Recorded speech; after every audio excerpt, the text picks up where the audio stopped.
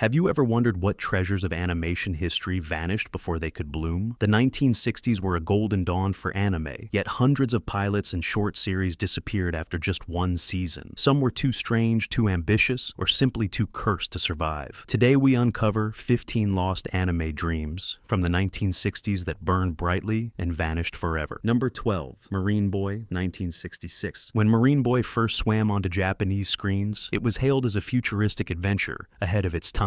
The story followed a teenage underwater explorer who battled sea villains with cutting-edge oxygen gum and an electrified boomerang. It was vibrant, thrilling, and colorful. Yet behind the bubbles lay chaos. Despite its popularity with young audiences, the show faced harsh budget cuts and shifting broadcast alliances. Production costs for underwater animation sequences skyrocketed, and the staff worked in relentless conditions. Some claimed episodes were re-edited for foreign markets before the Japanese version even aired. Rumors swirled that Japanese networks considered it too westernized to represent national animation pride. Within a year, it vanished from the schedule, its studio nearly bankrupt. Yet, decades later, Marine Boy resurfaced in America, becoming one of the first color anime exports dubbed for international syndication. Today, the boy who swam through danger stands as a symbol of how innovation sometimes drowns in uncertainty. Number 11. Princess Knight, 1967. Known as one of the earliest shoujo adventures, Princess Knight shattered gender norms long before modern media dared to try. Created by Osamu Tezuka, it followed Sapphire, a princess forced to live as both boy and girl to claim her throne. The visuals were soft, the story bold, the message revolutionary. But audiences of the time were not ready. Conservative networks feared the gender-bending concept would confuse young viewers. Religious organizations condemned the dual identity theme, labeling it immoral and unfit for television. Behind the curtains, animators struggled against shrinking budgets and mounting backlash. Overseas partners hesitated to distribute it, fearing cultural misunderstanding. When its single season ended, production quietly ceased without celebration. Years later, it became a cult legend rediscovered by feminist critics and animation historians who called it decades ahead of its time. What once scared censors now inspires new generations, proving that courage often hides in forgotten frames. Number 10. Space Ace, 1965. Space Ace was the rocket that never reached orbit. From the same studio that birthed Astro Boy, this series promised to blend high-speed action with cosmic wonder. It centered on a teenage pilot defending Earth with his robotic dog in a war against alien invaders. The art style gleamed, the soundtrack pulsed with electronic rhythm. Yet the show's pacing and violent tone drew controversy. Parents' groups demanded its removal after scenes of destruction aired during children's hours. Sponsors panicked, pulling funding overnight. Production was halted mid-season, forcing animators to recycle old footage to complete final episodes. When it ended, the studio swore never to attempt another space series so soon. In later years, collectors unearthed fragments of the lost episodes, showcasing stunning design work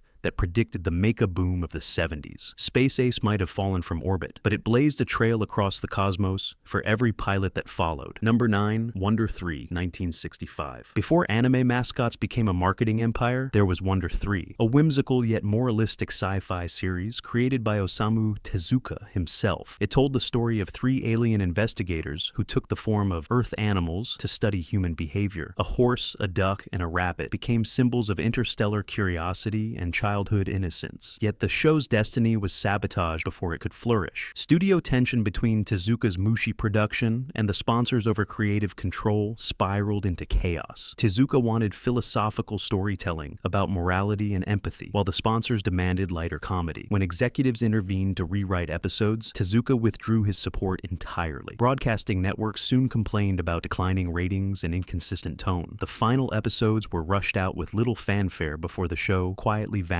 from schedules. Some historians believe internal feuds and unfinished storyboards caused its premature cancellation. Decades later, fragments resurfaced on archival reels, showcasing beautiful designs and early animation of cosmic landscapes. Wonder 3 remains an unfinished poem of compassion, reminding us that even the kindest ideas can fall victim to corporate storms. Number 8. Big X, 1964. Big X began as a thrilling concept of wartime science gone wrong. A young boy named Shigeru inherits a secret Nazi formula that can enlarge the human body to colossal proportions. The show mixed post-war reflection with pulp adventure and moral conflict between power and restraint. At first, audiences were fascinated. The notion of transforming into a giant hero resonated with a generation haunted by the memory of Hiroshima and Nagasaki. But soon, controversy erupted. Critics argued that using Nazi science as a plot device trivialized real atrocities. Networks faced political pressure to tone down its imagery and references. The series suffered multiple time slot changes, confusing viewers and crushing ratings. Production delays piled up, and the studio faced bankruptcy before completing the final arc. To this day, the last episodes remain lost, believed to have been destroyed in a warehouse fire. Big X is remembered as both a creative triumph and a cautionary tale. It dared to explore humanity's obsession with power, but could not escape the shadows of history it tried to depict. Number 7. Golden Bat, 1967. Golden Bat was one of Japan's first superhero anime long before Caped Crusaders filled comic shelves. Adapted from a pre-war pulp novel, it followed a skeletal hero revived from ancient times to battle alien conquerors and protect Earth's future. With gothic visuals and booming orchestral music, it was theatrical in every frame, but television executives found it too grim. Its scenes of shadowy cities and apocalyptic destruction drew complaints from parents who expected cheerful cartoons. Sponsors balked at the tone, fearing loss of toy sales. The studio was ordered to tone down its intensity and cut production costs, leading to uneven animation and inconsistent storytelling. Behind the scenes, animators were working overnight without pay as deadlines collapsed. By the end of the first season, exhaustion and financial failure forced the project to end. No second season was ever greenlit. Years later, collectors and horror fans hailed Golden Bat as a proto-gothic masterpiece that foreshadowed darker anime aesthetics. The Golden Hero's laughter may have faded, but its eerie spirit echoes through every shadowed alley of Japanese pop culture. Ren adored the futuristic cities and moral tales. Yet behind the glowing screens, the studio faced overwhelming stress. Animation was expensive, and color broadcasting still experimental. Episodes had to be completed at breakneck speed to meet weekly deadlines. Artists reused frames and simplified motion to save money. When foreign markets demanded dubbed versions,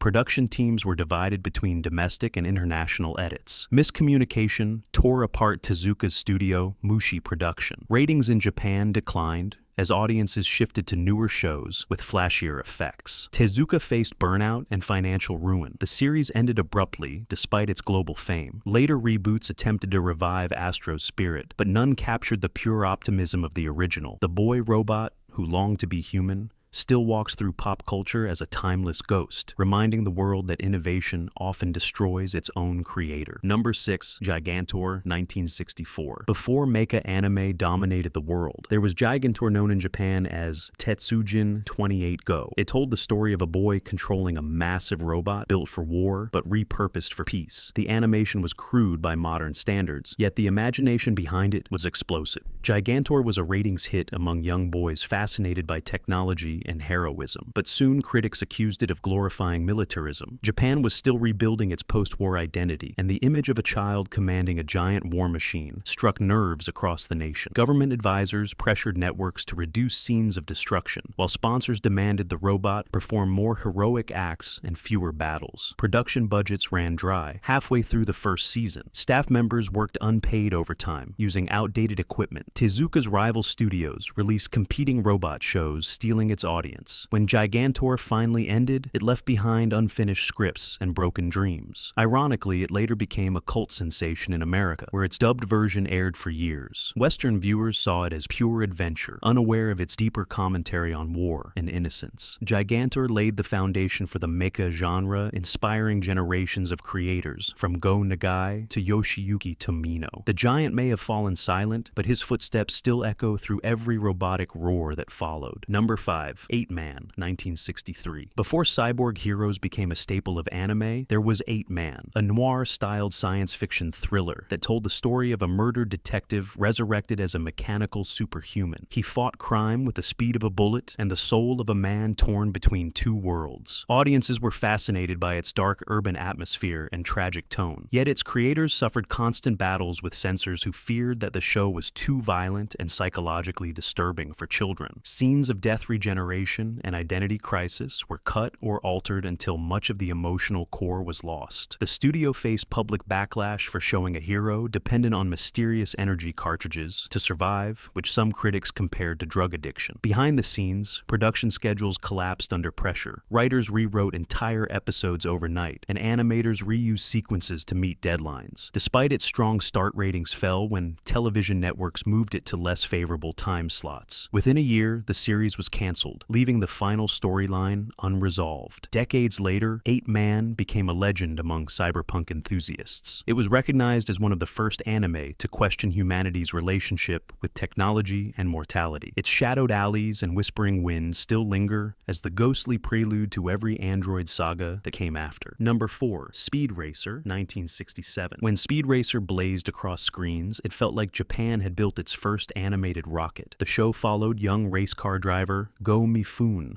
as he faced impossible tracks, corporate sabotage, and moral lessons behind every turn. Its motion lines, explosions, and roaring engines were revolutionary for their time, but Speed Racer's journey was as perilous behind the curtain as it was on screen. The animators struggled to keep up with the blistering production pace required for weekly television. Every frame was drawn under suffocating deadlines, and the crew barely slept. Voice actors often recorded lines directly over unfinished footage. Some networks considered the violent crashes and intense themes too mature for children and threatened to pull sponsorships. Despite international success, especially in America, where it became a cult phenomenon, the Japanese audience moved on to newer shows. Rising costs and burnout forced Tatsunoko Productions to end the series after its first run. Speed Racer's legacy endures as one of the most recognized anime exports in history. It inspired generations of creators from car enthusiasts to filmmakers. The Mach 5 may have stopped racing on television, but its echoing engine still represents pure speed ambition and freedom that defined the 60s dream.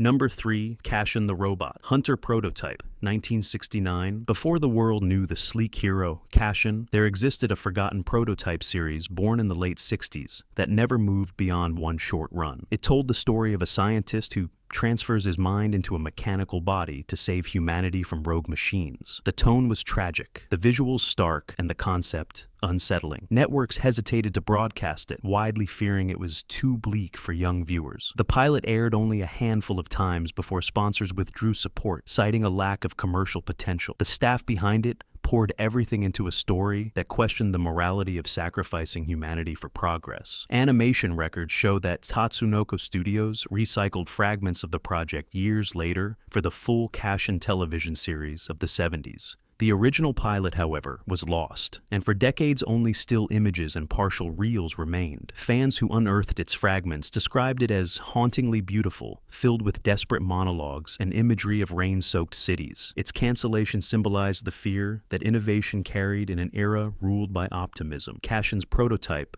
was not a failure, but a quiet warning that the future always demands a price. Number 2, Sally the Witch, 1966. Sally the Witch holds the crown as the first magical girl anime ever created, yet its rise and fall reveal the fragility of innovation during the formative years of television animation. The story followed Sally, a young princess from the magical realm who travels to Earth to learn about humans. She used spells to help her friends solve ordinary problems, but her curiosity often backfired, leading to moments of humor and heartbreak. At first, children adored her gentle spirit and cheerful adventures. Ratings soared across Japan, and toy makers rushed to release merchandise, hoping to capture the growing craze. But with popularity came scrutiny. Conservative critics and parent groups accused the series of promoting witchcraft and disobedience. Religious organizations complained that the show blurred moral boundaries and portrayed supernatural power as harmless. Networks began to fear backlash from sponsors and advertisers who demanded content revisions. Behind the scenes, the studio Toei Animation was crumbling under mounting pressure to produce weekly episodes on shoestring budgets. The animators reused cells backgrounds and storyboards to meet impossible deadlines. Some staff members fell ill, others quit altogether. Though the show was a commercial success, its production was unsustainable. After one exhausting season, the network decided to end the series, abruptly leaving many storylines unresolved. Years later, Reruns introduced Sally to new audiences who saw her as a pioneer of female empowerment in anime. Her legacy lived on through generations of magical girl heroines from Cutie Honey to Sailor Moon. Sally's short life on screen proved that even in failure, groundbreaking ideas can rewrite history. She was the spark that lit a genre, and the ghost that reminds every dreamer of how fragile magic truly is. Number 1. Jungle Emperor Leo Pilot, 1968. Before Tezuka's Kimba roared across the savannah, there was another vision born in secrecy. The Jungle Emperor Leo Pilot film of 1968 was an experimental follow-up meant to evolve the beloved story into a mature and darker narrative. It was to portray Leo as an adult king haunted by his father's memory and struggling against the greed of humans destroying his jungle home. The pilot's tone shocked executives. Gone was the innocence of the cub, replaced by heavy themes of ecological devastation, corporate exploitation, and mortality. Networks feared it would alienate younger viewers, while sponsors worried it would spark controversy in a rapidly industrializing Japan. Tezuka's studio poured scarce resources into this passion project, but Mushi Production was already collapsing financially. Animators worked unpaid, and equipment broke down daily. Some scenes were left unfinished, and others hand-painted in desperation. When Tezuka presented the pilot to investors, they admired its artistry, but refused to fund a full series, calling it too bleak, too political, and too costly. The film was shelved and disappeared for decades. Rumors spread that it had been destroyed until fragments were rediscovered in a vault in the early 1980s. The surviving footage revealed haunting landscapes, glowing sunsets, and Leo standing alone against bulldozers. Critics later hailed it as one of Tezuka's most personal and visionary works. Though it never became a full series, it marked the symbolic end of Japan's innocent animation era. The Jungle Emperor Leo Pilot remains a lost elegy for a generation that dreamed too boldly. Its silence still roars across time, whispering the same question that defined the 60s age of experimentation. How far will creators go to tell the truth before the world turns away? The 1960s were an age of risk, wonder, and heartbreak for Japanese animation. These forgotten pilots and one-season wonders remind us that creativity often blooms only once before fading into myth. Which of these lost treasures do you wish could return today? Share your thoughts below, and subscribe for more stories of vanished legends.